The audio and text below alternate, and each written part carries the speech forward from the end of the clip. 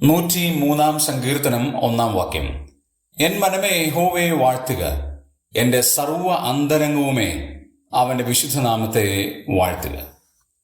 സങ്കീർത്തനങ്ങളിൽ ഏറ്റവും ധ്യാനാത്മകമായി വായിക്കുകയും ധ്യാനിക്കുകയും പഠിക്കുകയും ചെയ്യുന്ന ഒരു സങ്കീർത്തനമാണ് 103.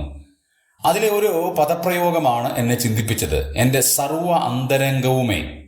ഇംഗ്ലീഷ് ബൈബിൾ നമ്മൾ വായിക്കുകയാണെങ്കിൽ and all that is within me, എൻ്റെ ഉള്ളിലുള്ളതെല്ലാം ദൈവത്തെ സ്തുതിക്കണം. എൻ്റെ സർവ്വ അന്തരംഗവും എന്ന് പറയുന്നതിന് ദൈവത്തിന്റെ ആത്മാവ് പറയാണ് all that is within me, എന്നിലുള്ളത് മുഴുവനും ദൈവത്തെ സ്തുതിക്കണം. എന്തൊക്കെയാണ് നമ്മുടെ ഉള്ളിലുള്ളത്?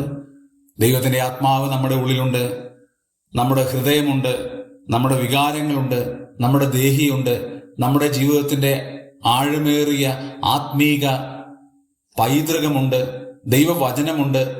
നമ്മുടെ ഉള്ളിൽ ദൈവത്തോട് വിധേയത്വം പുലർത്താൻ എന്തെല്ലാം നമ്മുടെ ഉള്ളിലുണ്ടോ അതെല്ലാം ഏകമായി ചേർന്ന് ദൈവത്തെ സ്തുതിക്കുമ്പോഴാണ് ആരാധനയാകുന്നത്. അതുകൊണ്ടാണ് സങ്കീർത്തനക്കാരൻ പറയുന്നത്, എൻ മനമേ യഹോവയെ വാഴ്ത്തുക, എന്റെ സർവ്വ അന്തരംഗവുമേ അങ്ങയുടെ വിശുദ്ധനാമത്തെ വാഴ്ത്തുക.